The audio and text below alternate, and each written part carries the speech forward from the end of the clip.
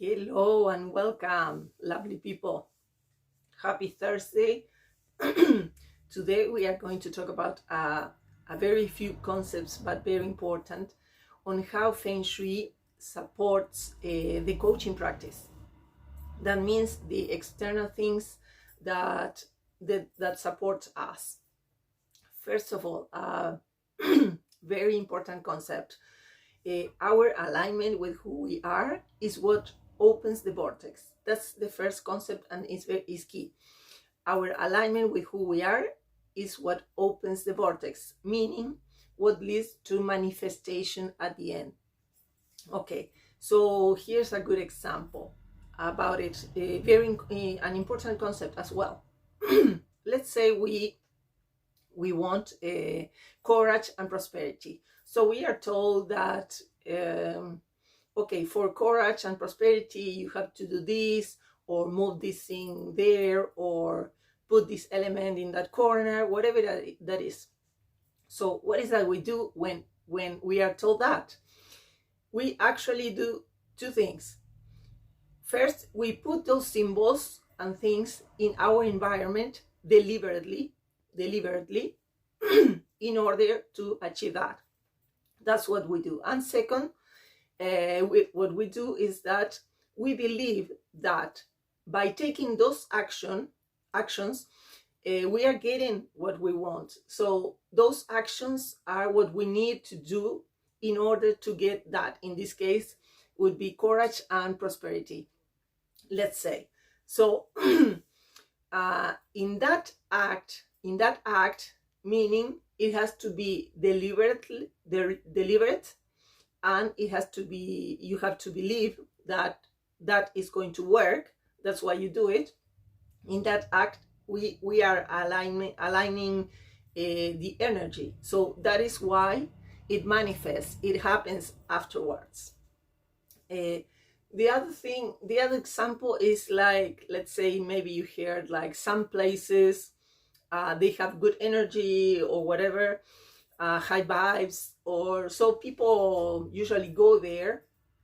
Well, actually, the real thing is that you can get what you want, let's say prosperity or courage. You don't have to go to any place or anything. You can get what you want right here and now, where you are at this very moment.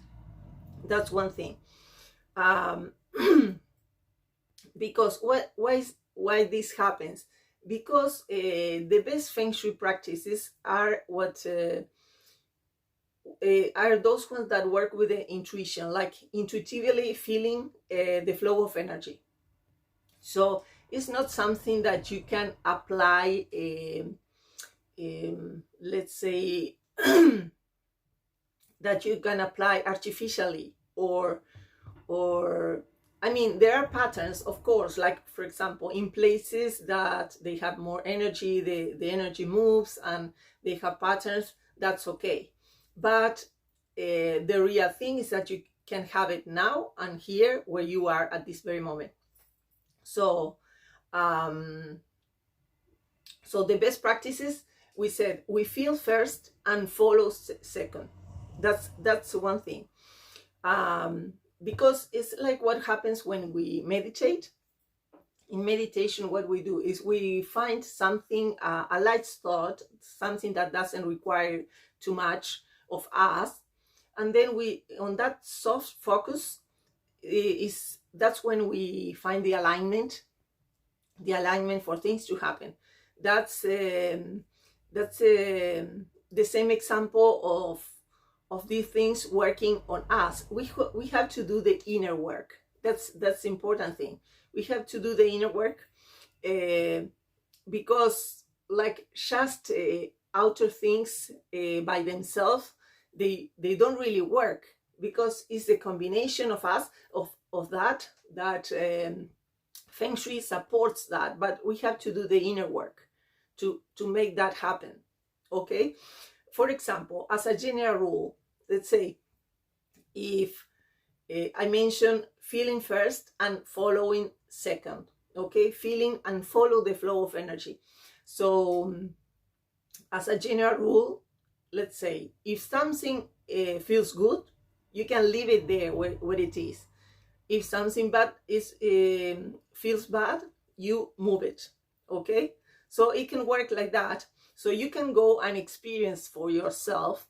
You can go and do it for yourself. So let's say you have a bad feeling about something that you want to move around or take it out from that place. Okay, you can try and experience and see how it works. See, you have to go with the flow of energy as well. It's not just hanging a piece of metal from the ceiling or something like that just because. Okay, so we have to put everything together. Feng Shui, that is how Feng Shui supports the coaching work, the coaching practice. But we have to put everything together and consider that. So Feng Shui is supporting that with we have to do the energy work, the inner work. So the Feng Shui supports the inner work that we do. So everything together. I know it is a very wide topic, and we can talk about for a long time about this. But I just wanted to give you this concept because it's not just moving furniture around or changing colors or putting element in a corner or just how do you say, like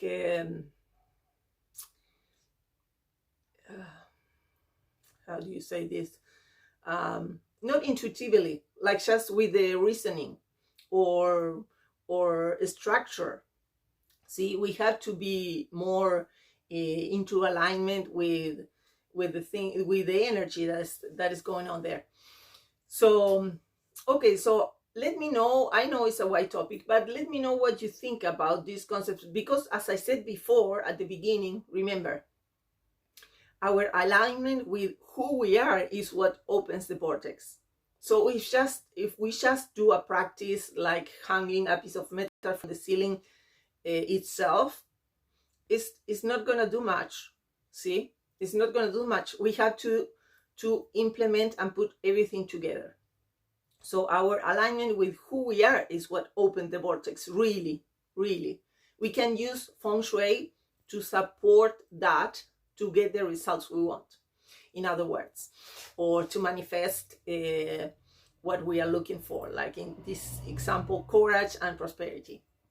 So that's how it really works, and we can work both of them together if we use them in a good way, in a good manner, and we know how to work with that. It's very useful because we can do the coaching practices and also support ourselves with Feng Shui. So it's very convenient if we learn how to do it.